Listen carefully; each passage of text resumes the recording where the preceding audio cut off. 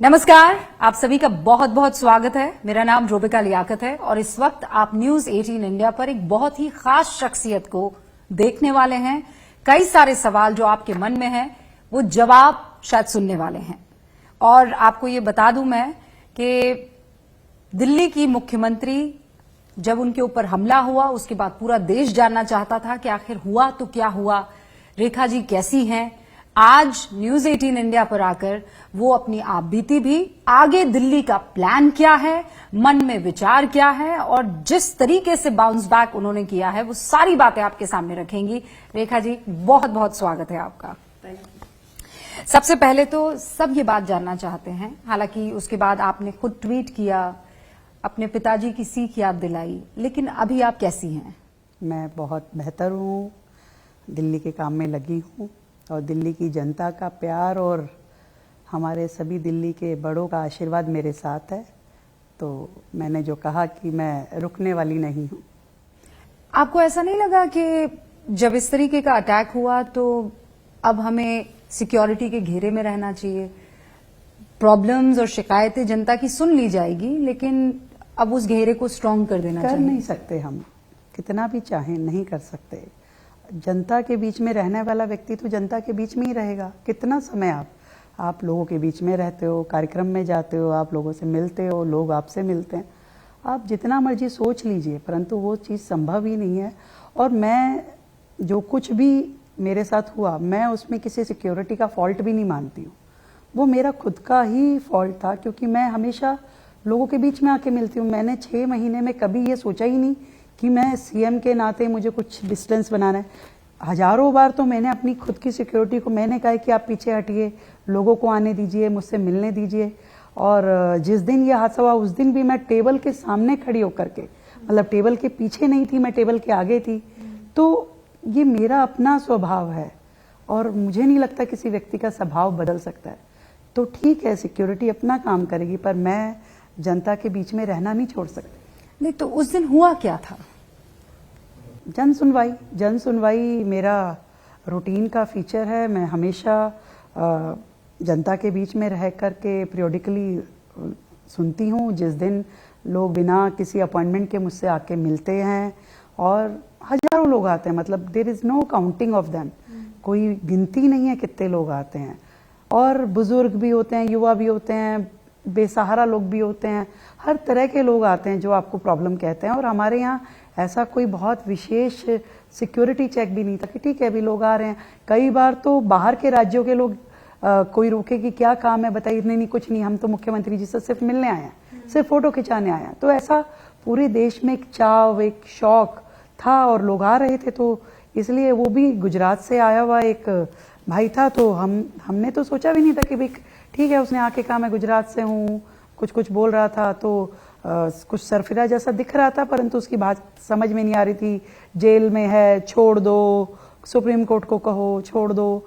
तो जब उसने ऐसा कुछ कहा तो हमें समझ में आ गया। तो हमने कहा अच्छा ठीक है, सुन लिया आपके। उसके हाथ में ना कोई कागज था, ना कोई पत्र था, और दिखने में भी थोड़ा सा हाँ लग रहा था कि भी ऐसा कोई इनोसेंट जैसा नहीं दिख रहा था। तो हमने कहा ठीक है, आप आगे चलिए, करते हैं आपके लिए, करेंगे जरूर कुछ। तो उसको वो करने के लिए, परंतु एकदम से जैसे वो झपटा, सिक्योरिटी पास नहीं थी, तो फिर उन्होंने इसको पकड़ा करा।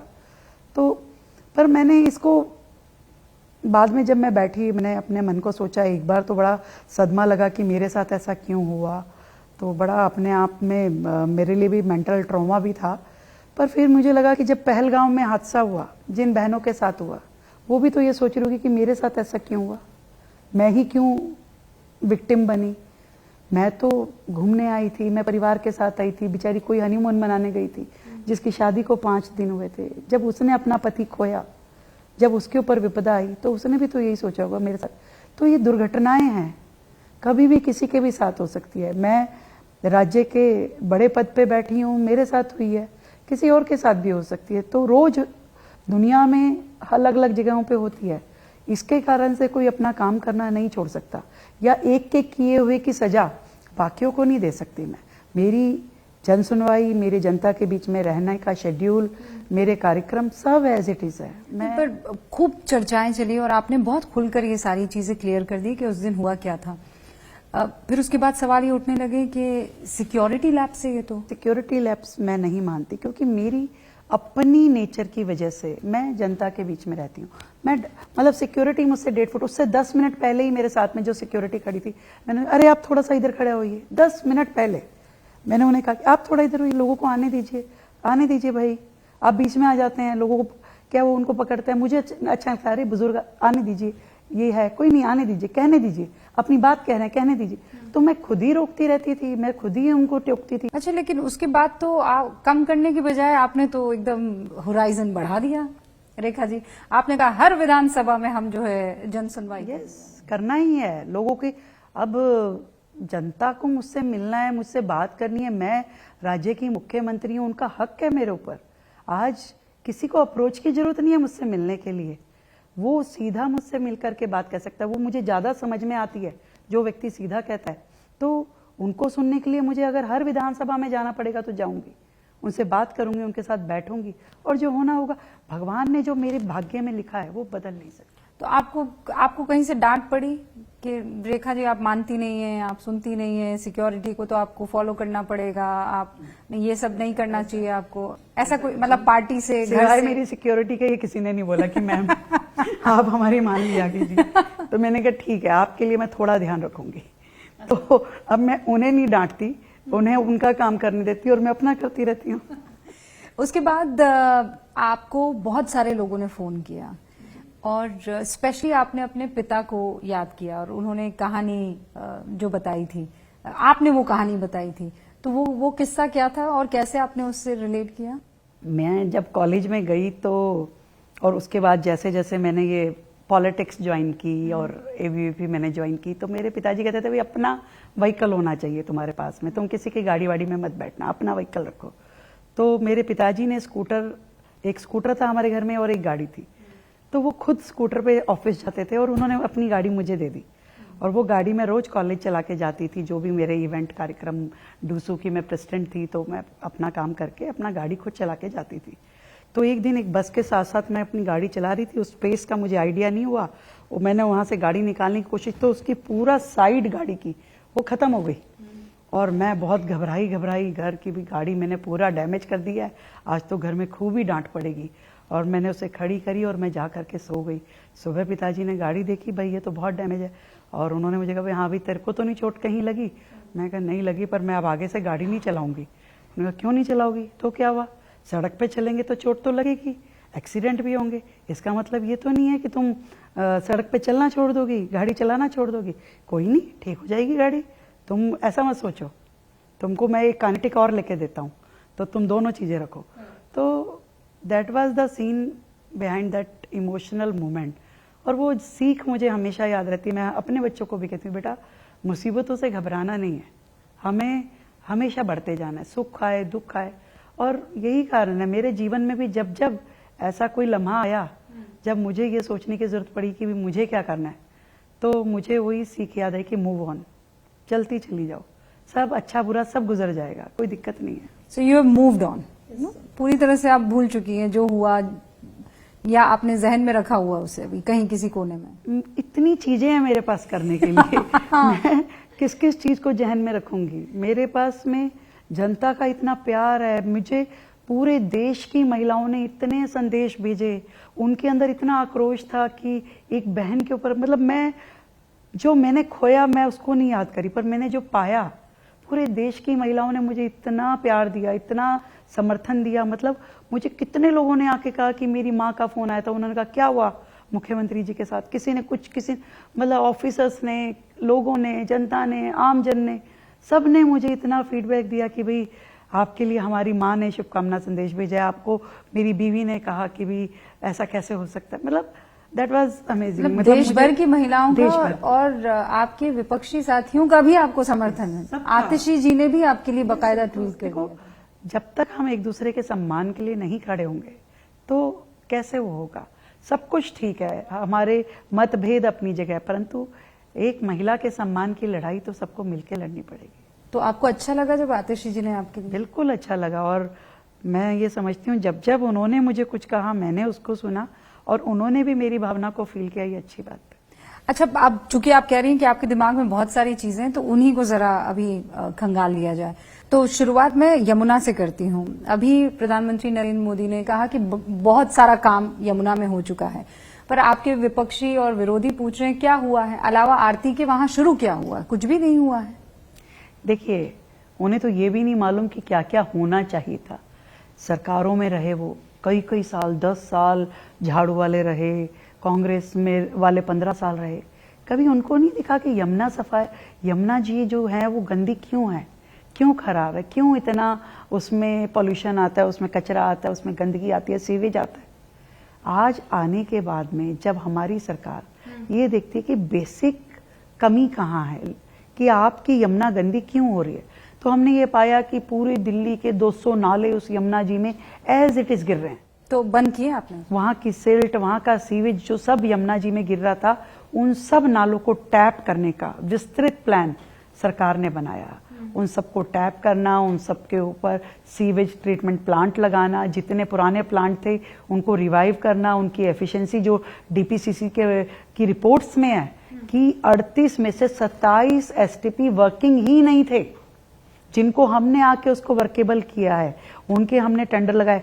मतलब 9,000 करोड़ का बजट जल बोर्ड में दे करके इन सब विषयों पे काम शुरू हुए। तो क्या ये बात झूठ है जो सोशल मीडिया पर बड़ी वायरल हो रही है कि यमुना जो पहले पोल्यूटेड थी उससे कई ज्यादा अब पोल्यूटेड होगी इन 6 महीनों में? पैमाना देख लीजिए ना, कोई आप लोग ही चेक करा लीजिए। अच्छा, दिल्ली में बाढ़ नहीं आई पर सड़कें तो एकदम नदी जैसी होगी ना रेखा जी? वो सब सब सारे देखिए आप एमएलए जो आम आदमी पार्टी के हैं वो बोट में घूम रहे हैं और वो कह रहे हैं कि ये क्या, ये जल भराव कहाँ है? रेखा जी क्या कर रही हैं? मैं आपको बताती हूँ, बेचारों की इतनी दिक्कत हो गई है। आप लोग देखो, आप लोग तो परमानेंट है, सरकारें आती जाती हैं, कोई कंपैरेटिव स्टडी रखा कीजिए। वो मिंटो ब्रिज तो नो डाउट जो सालों से इतने से हम इतने बड़े हो गए, बस डूब जाती थी। हाँ, बस डूब जाती। डूबी क्या? आईटीओ डूबा क्या? बाकी कितना दिल्ली में हमने, ये तब भी ऐसे ही था, सरकारें थी वो कर सकती थी, नहीं किया।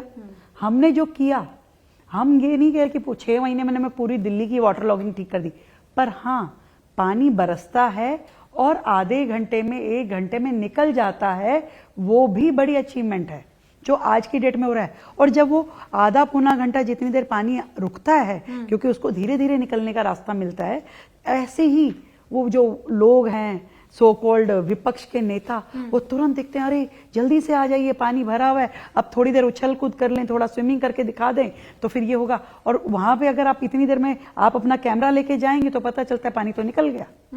तो इतना हमने दिल्ली को खड़ा कर दिया कि पानी रुकता नहीं है। अच्छा, एक सच्ची बात बताती हूँ मैं आपको, एक कन्फेशन करती हूँ। मैं एस्कॉर्ट फोर्टिस जो है ना ओखला में, तो वहां मैं गई थी और ये एकदम ईमानदारी से आपको बता रही हूँ। तो जब बारिश हो रही थी, मैं आज से 25 दिन पहले की बात बता रही हूँ, तो मैं और पिताजी थे और पायलट थे हमारे।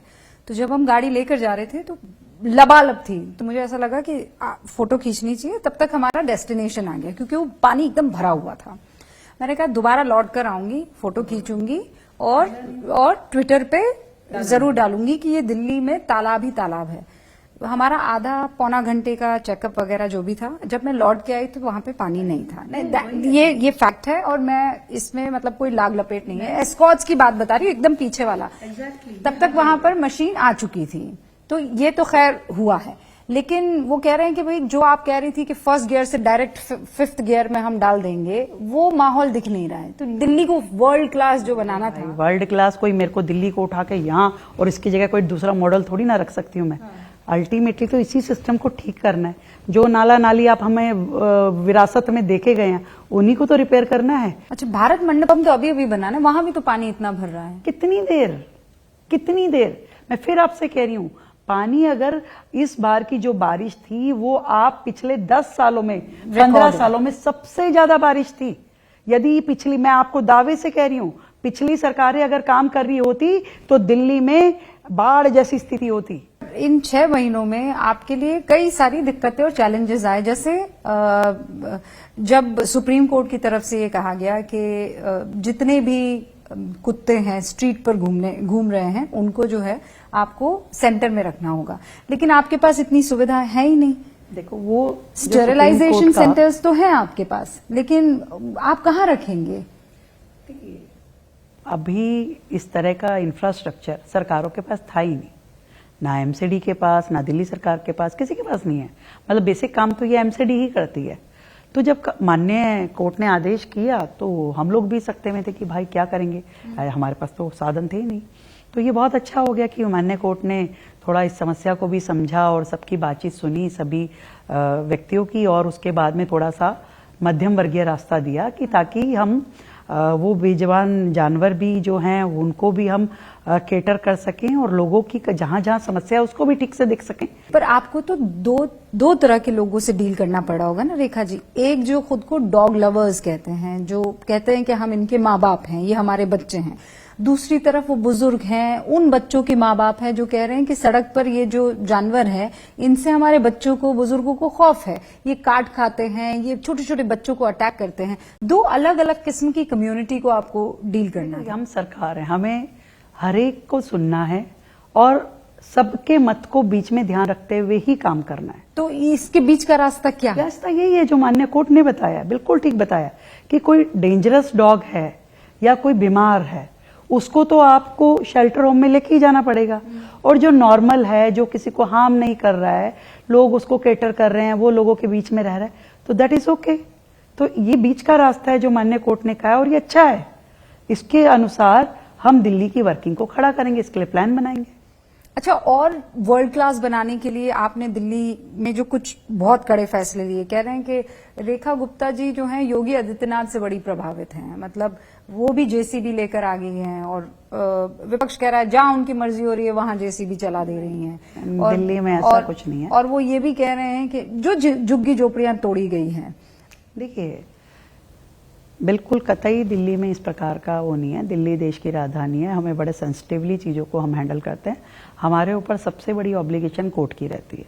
कोर्ट ने पीछे कुछ कुछ आदेश ऐसे किए थे जिसको कोई उसमें कुछ एक्शन हुए, और वो जैसे जिनको ऑलरेडी मकान मिले हुए थे तो डीडीए ने अपनी जगह खाली करवाने के लिए डीडीए ने किया। दिल्ली सरकार ने डायरेक्टली ऐसा कोई एक बारापुला नाले का जरूर किया, क्योंकि नाले पे भी कोर्ट ने ऑर्डर दिया था कि नहीं तो दिल्ली में बाढ़ आ जाती अल्टीमेटली। अगर उस नाले की सफाई नहीं होती तो पूरी दिल्ली को झेलना पड़ता, तो वो भी माननीय कोर्ट का था। उसके अगेंस्ट भी हमने लोगों को मकान दे दिए। तो हम कतई किसी भी प्रकार के जनता को परेशान करने वाला कोई एक्शन नहीं चाहते। कानून तोड़ने वाला कोई व्यक्ति है और वो सोचे, वो फिर उसमें कोई ढिलाई भी नहीं है, कानून तोड़ने नहीं दिया जाएगा। हम मिल करके दिल्ली को एक बेहतर दिल्ली बनाने के लिए, जहां पे चीजों को सिस्टमैटिक करना एक बार जरूर है। सड़कों पे आप चल नहीं पाओ, गाड़ी चल नहीं पाए, लोग परेशान हो, फुटपाथ भरे हुए हो, वो भी दिल्ली नहीं हो सकती। उसको थोड़ा बेहतर करना आवश्यक है, पर उसके लिए स्ट्रांग स्टेप लेने होंगे जहां तक। और फिर लोग आपसे नाराज होंगे। नाराज और खुश का तो कोई वो नहीं है। सबको आप खुश भी नहीं कर सकते, और गलत काम करके आप किसी को खुश करो तो उसका फायदा क्या। आप जहां पर हो, पूरा दिल्ली के हित में निर्णय लेने होंगे।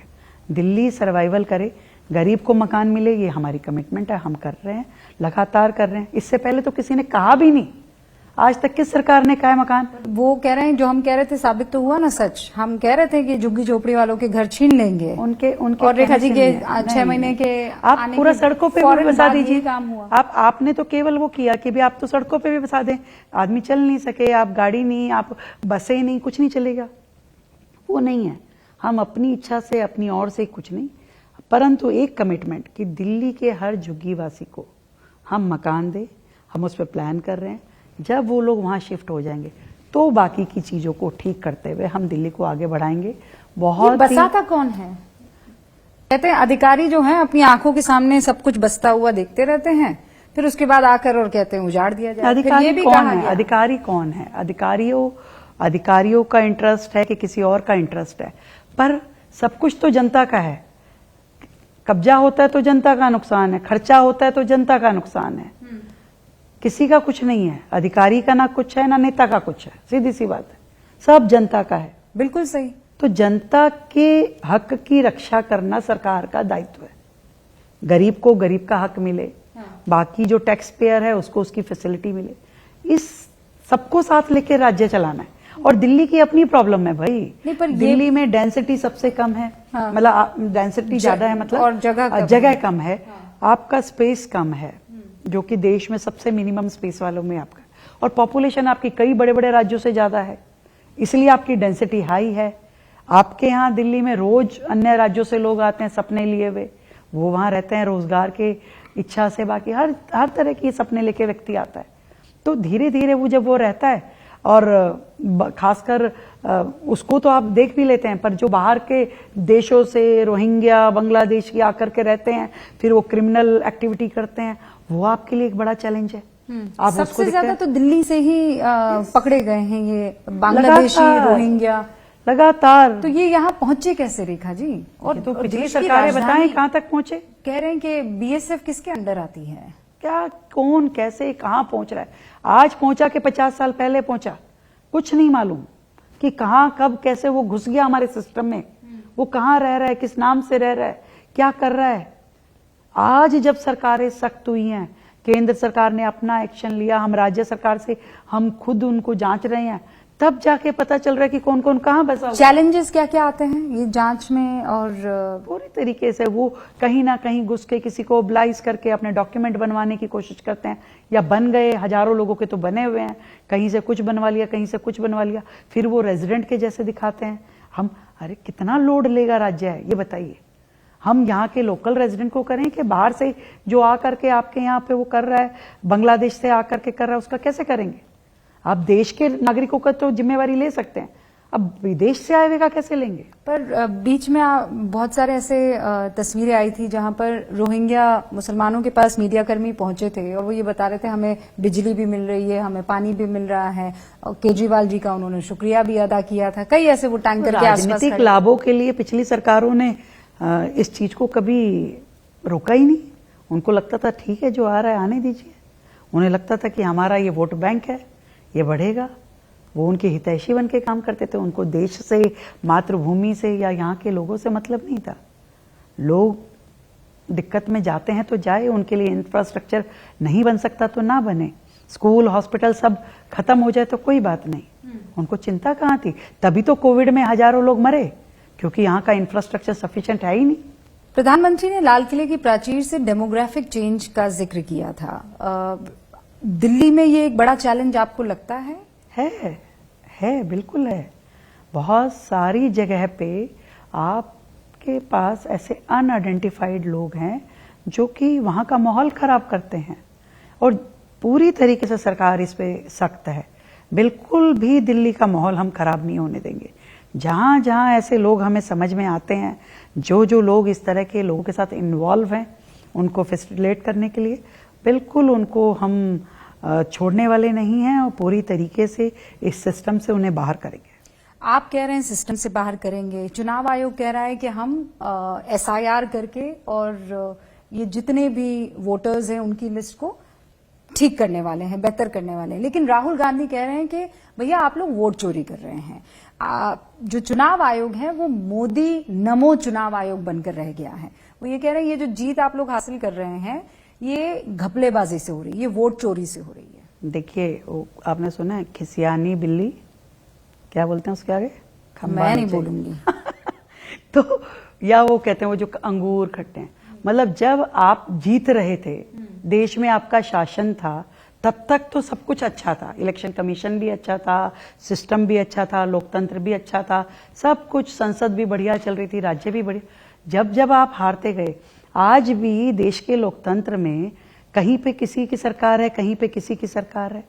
इलेक्शन कमीशन तो वही है, मतलब बंगाल में तो वो ठीक है इलेक्शन कमीशन, बाकी कर्नाटक में तो वो ठीक है इलेक्शन कमीशन, आकर के बिहार में खराब हो जाता है, यूपी में खराब हो जाता है। ये क्या, कौन सा फार्मूला है? आप जीत गए तो इलेक्शन कमीशन बढ़िया है, ईवीएम बढ़िया है, और आप हार गए तो ईवीएम में खेद है, वो खराब है। ये कौन सा फार्मूला, मुझे आज तक नहीं। पर वो तो बड़ा सारा पावर पॉइंट प्रेजेंटेशन दे रहे हैं। पावर पॉइंट प्रेजेंटेशन की धज्जियां कैसे कैसे उड़ रही है, आपने नहीं देखी? जब वही लोग आके कह रहे हैं अरे भाई क्या बोल रहे हो, हमारा वोट तो है, वो कैसे कैसे, मतलब 0 नंबर का एड्रेस। जब खुद इलेक्शन कमीशन ने बताया कि जो आदमी सड़क पे रह रहा है उसको कौन से मकान का नंबर दूं मैं, क्या उसको वोट डालने का अधिकार नहीं है? वो दिल्ली की जनता है। आप उसको मकान नहीं दे पाए, आप उसको नौकरी नहीं दे पाए, आप उसे घर नहीं दे पाए, ये सरकारों का कसूर है, उस व्यक्ति का कसूर नहीं है जो सड़क पे पड़ा है। उसको वोट डालने का अधिकार है, उसके पास कागज है, उसके पास आधार कार्ड है, देश का निवासी है, देश में इतनी गरीबी थी। पर वो ये कह रहे हैं कि चुनाव आयोग मुझसे तो एफिडेविट मांगता है लेकिन अनुराग ठाकुर से एफिडेविट नहीं मांगते हैं। चुनाव आयोग को हम में तो खोट नजर आती है लेकिन भारतीय जनता पार्टी गलत बात तुम करोगे, एफिडेविट दूसरे से मांगा जाएगा। मर्डर तुम करोगे, सजा किसी और को मिलेगी। भाई सजा तुम्हें ही मिलेगी ना जब तुम गलत काम करोगे। आप लगातार लोकतंत्र में जो शालीनता की, सभ्यता की जितनी लिमिट होती थी आप सब क्रॉस कर रहे हैं। आप सोच रहे हैं एक झूठ को मैं 100 बार बोलूंगा, 1000 बार बोलूंगा तो वो सच हो जाएगा क्या? देश की जनता अब उस तरह की नहीं रही है, पढ़ी लिखी हो गई है, उन्हें पता है आप क्या बोल रहे हैं। आपको ये चुनाव और देख लीजिए, आपको लग रहा है बिहार में ये बोल करके हो जाएगा, चुनाव का रिजल्ट आएगा आपको समझ में आ जाएगा। मतलब आप इतना कॉन्फिडेंट है कि बिहार जो है वो एनडीए जीत जाएगी? क्यों नहीं जीतेंगे भाई? आज आपने उनकी रैली में भीड़ देखी आपने? अब भीड़ के मायना मानेंगे, उसको पैमाना मानेंगे तो मैडम फिर तो क्या ही कैलकुलेट। अरे बुलेट पे घूम रहे हैं, बहन के साथ घूम रहे हैं, तेजस्वी बाबू दे रहे हैं, बकवास करते हैं सब, उनको मालूम नहीं है क्या बोलना चाहिए, पढ़े लिखे लोग हैं, ऐसे ही उनको ऐसी परवरिश मिली है। प्रधानमंत्री की माँ को गाली देंगे, ऐसा होना चाहिए। उनकी माँ ने यही सिखाया है। उनको ये नहीं मालूम कि आप सभ्यता के में रहते हुए आपको किस भाषा का प्रयोग करना चाहिए। एक स्वर्गीय माता पर देश के प्रधानमंत्री की माँ, कितना मतलब घटिया स्तर कर दिया उन्होंने। आपको लग रहा है कि हम बोलें बस हमको दिखना चाहिए। आप क्या बोल रहे हैं, किस भाषा में? उस धरती से जो सीता माता की धरती है, किसी की भी माँ के बारे में नहीं बोल सकते आप। राहुल जी ने थोड़ी बोला है, वो उनकी रैली में कोई उनका नेता था, वो आ गया सामने आकर के उन्होंने माफी मांगी कि मेरी रैली में किसी व्यक्ति ने गलत बोला तो गलत हुआ। कोई एक प्रवक्ता ने बोला, एक प्रवक्ता दिखा दीजिए कि हाँ जी ये बोल रहे हैं। उनको तो मजा आता है दूसरे को गलियाने में। उनको उनके अंदर ये पीड़ा है कि वो लगातार हार रहे हैं। 70 सालों तक उन्होंने शासन किया देश पे, उनकी सत्ता थी, एक मुश्त सत्ता थी, चाहे कोई आ जाए हटा देते थे रास्ते से, रिकॉर्ड में भी नहीं आने देते थे कि कोई इस नाम का व्यक्ति जिंदा था, सामने भी था। अब उनको लगता है ताकतवर नेता है, जनता की हितैषी है, लोगों का प्यार है। अब उनको लगता है कि भाई क्या करें, तो कुछ भी बोलिए, बोलते रहिए। क्या तो आपको लगता है स्तर बहुत गिर गया है राजनीति? 100%। मुझे मतलब सच में ये कहते हुए बड़ा अफसोस है, आप किसी की स्वर्गीय माता के बारे में शब्द इस्तेमाल करते हैं। आप अपने देश के बारे में जब कहा जाता है कि आपकी इकोनॉमी खत्म हो चुकी है, आप हंसते हैं, मुस्कुराते हैं, आपको अच्छा लगता है, आप कहते हैं कि हाँ वो ठीक, अच्छा कह रहे हैं, सच में हमारा देश। आपको शर्म नहीं आती अपने देश के बारे में बुरा कहते हुए, बुरा सोचते हुए, जबकि पूरा विश्व जानता है कि इस 10 सालों में भारत ने कितनी तरक्की की है, विश्व पटल पे कितना नाम कमाया। क्या थे तुम्हारे टाइम में? अमेरिका के एयरपोर्ट पे जूते चेक होते थे, कपड़े उतरवा के देखते थे, कभी आपके मुंह से एक शब्द नहीं निकला। आज आपके प्रधानमंत्री का, आप हर भारतीय का, छोड़िए प्रधानमंत्री जी को, कोई भारतीय भी विदेश में जाता है वो कहता है अच्छा आप भारतीय हैं, दुनिया नमस्ते करके हमें सम्मान कर रही है। तो राहुल गांधी को आप लोग समझा क्यों नहीं देते? आप बुला दीजिए कभी चाय पर चर्चा, आपके साथ तो एक जगह स्टेज पर शेयर भी किया था आप लोगों ने, तो आप उनको समझा क्यों नहीं देते हैं? बैठ के मोहब्बत में बता क्यों नहीं देते? एक पावर पॉइंट प्रेजेंटेशन आप लोग क्यों नहीं दे देते? आप बुला लीजिए, मैं बैठ जाऊंगी।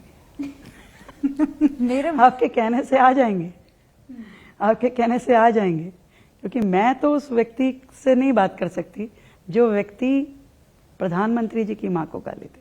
पर वो उन्होंने थोड़ी दी है, वो तो उनके साथ जो कांग्रेस पार्टी का कोई कार्यकर्ता है उसकी जिम्मेदारी आप थोड़ी ले, मतलब आपके यहाँ कोई कार्यकर्ता कर जाए उसकी जिम्मेदारी आप ले सकते? चलिए बेहतर मुझे लगता है समय बताएगा या जनता समझाएगी उन्हें।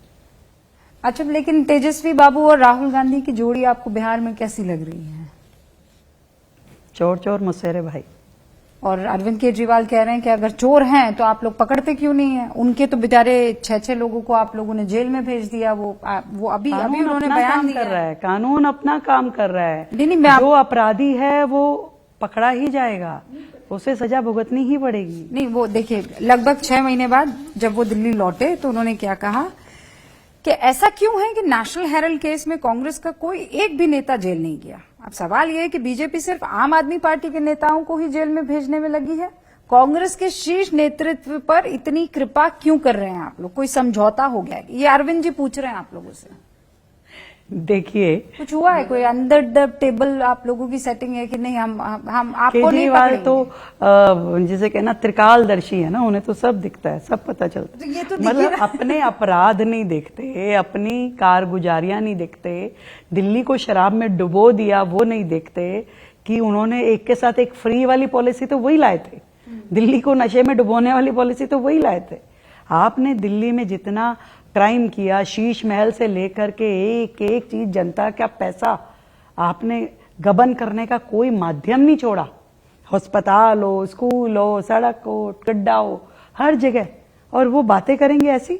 नहीं तो आप वो शीश महल, वो आपके घर को माया महल कह रहे हैं। कह रहे एसी का खर्चा, टाइल्स का खर्चा। सुप्रिया श्रीनेत ने तो बकायदा एक ट्वीट किया, उसमें ये बताया कि इतने आपके घर में अरे पंखे मैं लगे तो हुए हैं। ओपन निमंत्रण दे रही हूँ सबको। मैंने तो 2-2 बंगले आपने मिला दिए हैं। अरे मैं जो कह रही हूँ कि मैंने तो सबको निमंत्रण दे रखा है, 24 घंटे दरवाजे खुले हैं। कोई केजरीवाल के घर में घुस पाया क्या? उसके एक पर्दे में हमारा पूरा ऑफिस तैयार हो गया, पूरा घर तैयार हो गया है। एक पर्दा उतार के उसको बेच के बाकी पूरा काम हो गया। भाई उसका और हमारा तो कोई मेल नहीं है। 2 बंगले हमारे मिलाए ना आपने। उसके अपने बंगले में उसके विधायक भी नहीं जा सकते थे, मंत्री नहीं जा सकते थे। हमारे में तो जनता रोज आती है, हजारों लोग आते हैं। कोई देख ले क्या है मुख्यमंत्री का जन सेवा सदन, सब देख। आप आइए ना किसी दिन। मैं पक्का आऊंगी। तो माया महल नहीं है क्या? अरे तो आपको जो कहेंगे हम तो वही नाम ले लेंगे, आप आके तो देखिए। और सुप्रिया जी भी आए, बाकी लोग भी आए, केजरीवाल साहब खुद आए। बिल्कुल वो उनका दिल भी रो पड़ेगा कि रेखा आप ऐसा कैसे कर सकती हैं। ऐसा घर है क्या? कुटिया जैसा घर है आपका? अरे हम कब कह रहे हैं, उनको लगेगा ना कि कहाँ मैं रहता था, कहाँ ये रह रही है। तो वो आप दिखा भी तो नहीं रहे हैं वो शीश महल, जिसे आप शीश महल नाम देते थे। समय आने पे सब आपके सामने होगा। जनता की प्रॉपर्टी है, जनता के बीच में जाएगी। जनता की प्रॉपर्टी 2500 रुपए भी है। आपने वो 2500 रुपए अभी तक नहीं दिए हैं, और खासकर बिल्कुल देंगे। महिलाओं को। आप तो खुद एक महिला मुख्यमंत्री हैं। 100% देंगे, वो को पूछ नो रहे कब इफ एंड देंगे? बट। एक सरकार जो वो हमारे लिए छोड़ के गए, जो वादा किया था रेखा जी, आपने दोनों हाथ उठा के वादा किया। मैं 4 हो तो मैं ईश्वर से 4 हाथ उठा के कहूंगी कि पक्का मिलेंगे। मेरी बहनों को 2500 रुपए महीना मिलेगा ही मिलेगा। हमने सारी चीजें कर रखा है, परंतु जो सिस्टम वो सौंप के गए हमें, उस सिस्टम को रिवाइवल में, उसमें आपका फंड जनरेशन करना, अभी तो हम लायबिलिटी उनकी इतनी पे करे जा रहे हैं। तो बहुत करोड़ों दिक्कत रुपए है ना क्या? उन्होंने कभी मेट्रो का पैसा दिया, ना कभी उन्होंने किसी और जो सरकारी खर्चे थे किसी एक का पेमेंट नहीं किया। आज तक लायबिलिटियां चुका रही है सरकार। वो लायबिलिटीज को करके, बाकी चीजों को करके हम 100% चीजों को करेंगे। सरकार की नीति और नियत बिल्कुल स्पष्ट है। जो जनता को कहा है, एक एक बात पूरी करेंगे। मैं एक भी बात उसमें से कम नहीं होने वाली। तो मैं आपसे टाइम मांग सकती हूँ? कैलेंडर में एक डेट पर सर्कल लगा 100% मिलेगा। आप रेखा जी को फोन करके और मैं ये नहीं पूछ कह रही लूंगी इस 100%, क्योंकि कुछ चीजें हैं जो उनकी बिगाड़ी हुई है, जो हमें ठीक करने के बाद ही आप दे सकते हैं। हम ये नहीं कर सकते कि 1 महीना दे रहे हैं और अगले महीने कहें जी अब हमारे पास नहीं है। तो आप जब ये सब चीजें देखती हैं तो दिमाग घूम जाता है। वो महाराष्ट्रियन बोलते हैं ना, सटकला। आता माझी सड़क वो होता है कि भाई हो क्या है, बीपी बढ़ जाता है। लेकिन आपको सिस्टम सब समझ में आ गया है? Of course, I like this. Of course क्यों नहीं भाई। मैं नहीं, राहुल गांधी कहते हैं कि सरकार आप लोगों की होगी, सिस्टम उनका है। तो आपने ये फील किया है?